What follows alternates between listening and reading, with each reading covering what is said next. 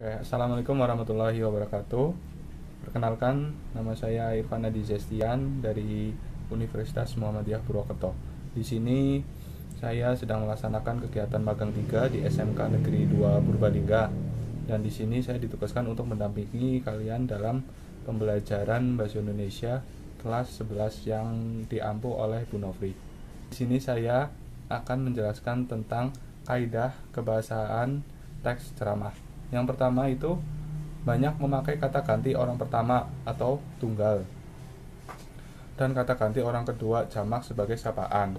Dari itu contohnya yaitu ada anak-anak, hadirin, bapak-bapak, ibu-ibu, kalian, dan saudara-saudara. Yang kedua itu ada banyaknya menggunakan kata teknis atau peristilah yang sesuai dengan topik yang dibahas. Misalnya, jika topik yang dibahas adalah kebahasaan atau sastra, istilah-istilah yang muncul meliputi prosa, puisi, etika berbahasa, sarkasme, majas, kesantunan berbahasa. Kalian sudah tidak asing lagi kan dengan kata prosa, puisi, terus sarkasme, majas, dan lain-lainnya. Yang ketiga yaitu menggunakan kata-kata menunjukkan hubungan sebab akibat atau argumentasi. Contohnya misal dengan demikian, akibatnya, oleh karena itu, maka, sebab, dan karena. Yang selanjutnya yaitu banyak memakai kata mental. Kata mental ya. Kata mental itu contohnya seperti memprihatinkan, memperkirakan, mengagumkan, diharapkan, berasumsi, menyimpulkan, berpendapat, dan lain sebagainya. Yang selanjutnya itu menggunakan kata-kata persuasif. Nah, di sini ada yang tahu kata persuasif itu apa? Kata persuasif itu kata yang membujuk, menyuruh, mengajak pembaca untuk melakukan sesuatu yang ada di teks itu, yang disuruh sama penulisnya. Itu kata persuasif. Nah,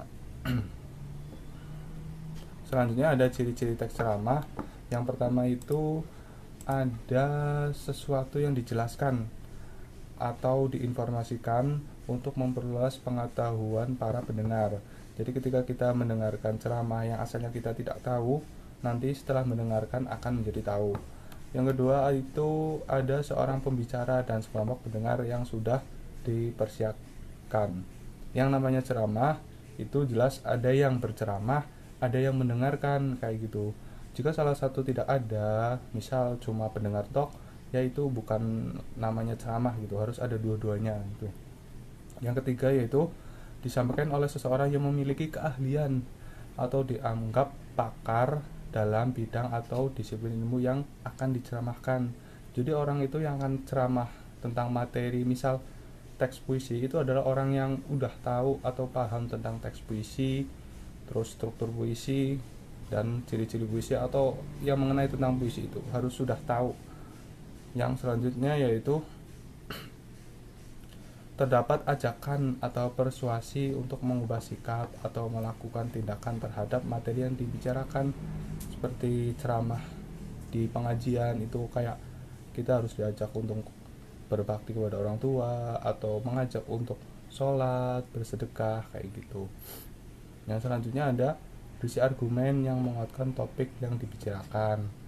Yang selanjutnya memiliki fakta dan data yang memperkuat argumen dalam teks itu. Nah, memiliki fakta atau kenyataan, contoh fakta kenyataan dalam kehidupan seorang yang ceramah itu atau orang lain kayak gitu, agar pendengar itu lebih percaya. Yang selanjutnya itu terdapat komunikasi dua atau banyak arah antara pembicara pendengar, yaitu berupa dialog, tanya jawab, kolom komentar, tanggapan, video jika itu ceramah daring ya. Jadi setelah ceramah selesai itu nanti ada tanya jawab yang disampaikan atau diberikan kepada si penceramah itu dari pendengar. Yang selanjutnya itu langkah-langkah menulis teks ceramah.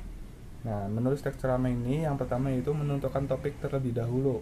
Nah, kita akan menulis teks ceramah nih, kita harus tahu topik ceramahnya itu apa. dulu gitu. Ntar kalau kita sudah menemukan topik, baru kita menyusun teks ceramah. Yang selanjutnya itu merumuskan tujuan ceramah. Nah, di sini ada dua tujuan, secara umum dan secara khusus.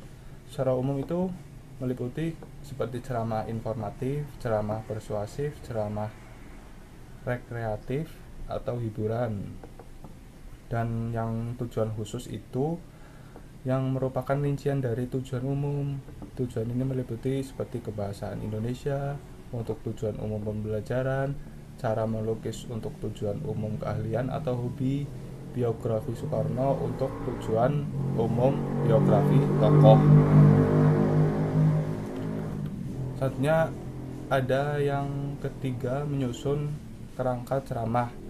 Nah, di sini kerangka ceramahnya yaitu yang pertama itu ketiga struktur harus dibuat, pembuka, isi, dan penutup itu harus ada dalam suatu teks ceramah kayak gitu. Yang kedua, maksud ceramah itu diungkapkan dengan jelas.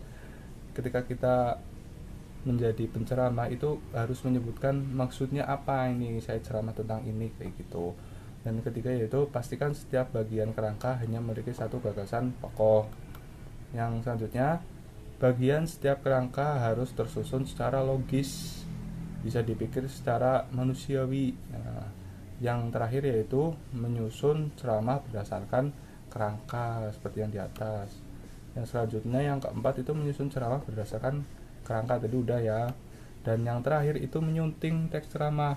Ketika kita sudah membuat teks ceramah, kita harus membaca lagi dari awal sampai akhir. Kita harus melihat secara teliti. Di situ mungkin ada beberapa kata atau tulisan yang tidak nyambung ya, atau typo gitu, harus disunting lagi agar menjadi lebih baik kayak gitu.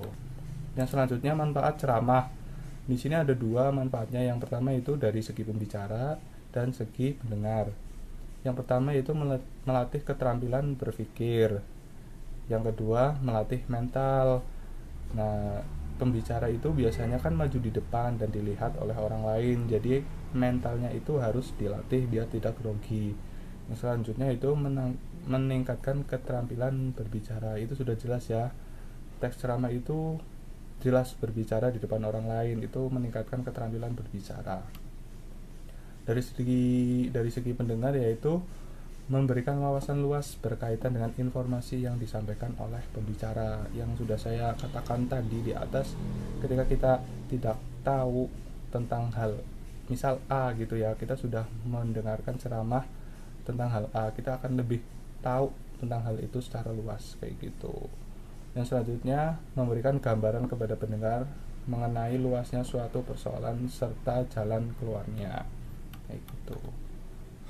Nah, yang selanjutnya hal-hal yang diperhatikan saat berceramah. Yang pertama harus diperhatikan di saat akan berceramah itu satu, kuasailah materi. Nah, sebelum berceramah pastikan kamu sudah siap. Kuasailah dengan baik materi yang hendak disampaikan, entah secara lisan maupun tertulis. Materi harus benar-benar dikuasai dengan baik dan dipahami dengan baik, karena itu akan menjadi tanggung jawab ceramah ketika nanti ada yang bertanya tentang materi harus bisa menjawab. Yang kedua, tujuan penampilan yang menarik. Nah, di sini penampilan merupakan salah satu kunci utama untuk menarik perhatian para pendengar penceramah. Jadi maksud dengan penampilan menarik ini bukan berpakaian dan berdandan yang berlebihan, melainkan penampilan yang sesuai dengan situasi dan kondisi audiensi, topik ceramah serta standar kesopanan yang berlaku.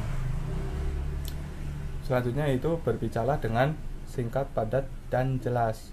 Nah, ketika berbicara, usahakan berbicara dengan singkat, padat, dan jelas. Hindari hal-hal yang tidak penting, pembicaraan yang keluar jauh dari topik. Misal kita berceramah tentang topik A, kita bleber-bleber ke topik yang Z, gitu, itu tidak boleh gitu. Yang selanjutnya, gunakan intonasi dan mimik wajah yang tepat. Nah, para pendengar tentunya tidak menyukai pembicaraan yang datar. Kalau pembicaraan yang datar itu ngantuk ya. Nah, oleh karena itu, gunakan intonasi dan mimik wajah yang tepat. Contohnya nih, untuk membangkitkan semangat gunakan intonasi yang tinggi dan wajah yang bergairah, namun jangan berlebihan, sewajarnya saja kayak gitu. Yang selanjutnya, gunakan gerak tubuh yang wajar. Selain intonasi dan mimik wajah, gerakan tubuh juga dapat digunakan untuk mencegah kedataran dalam berbicara. Jadi ketika berceramah itu harus ada gerakan tubuh kayak gini. Contohnya gerakan tangan gitu. Atau gerakan kepala bisa seperti menunjuk, mengangguk, dan lain sebagainya. Sehingga pendengar itu memusatkan perhatian kepada pembicara. Selanjutnya yaitu kendalikan ketenangan. Jika kamu terlalu tegang, maksud dan tujuan ceramah itu tidak disampaikan dengan baik. Oleh karena itu, kuasailah panggung dan tetap rileks dan serta berpikir positif kayak gitu, agar materi yang kita sampaikan pembicara itu bisa disampaikan dengan baik kepada orang lain kayak gitu. Ya, yang selanjutnya yaitu menggunakan bahasa yang baik dan benar. Itu sudah jelas ya, dalam ceramah itu harus menggunakan bahasa yang baik dan benar serta mudah dipahami oleh pendengar. Yang terakhir yaitu jangan terpaku pada teks. Jika kamu berbicara dengan menggunakan teks, janganlah terpaku pada teks karena hal itu akan membuat ceramah sangat membosankan. Nah, ketika ceramah itu boleh membawa teks tapi tidak boleh terpaku. Nah, kita harus bisa melihat cepat teks tersebut untuk menjadikan ceramah itu tidak membosankan. Ya, sekian dulu materi yang kakak sampaikan, semoga bermanfaat. Nanti kalau ada yang bertanya silahkan tanyakan saja di kolom komentar, nanti kakak insya Allah akan menjawabnya.